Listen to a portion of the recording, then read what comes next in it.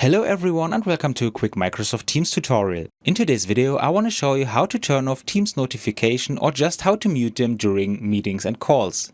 This is actually quite simple. First I open Microsoft Teams and here I click on the three dots at the top right and go to Settings. Here we switch to Notifications and Activity. If I want to turn off all notifications, except for calls and meetings, but for any other notification, I switch this slider and now the notifications are muted. I can also specify whether I want to receive sound notifications in Microsoft Teams, even for my meetings and calls.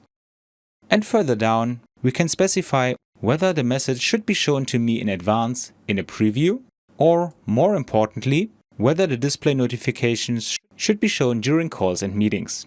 Here it makes sense to switch off the notification during calls and meetings if I don't want to be disturbed.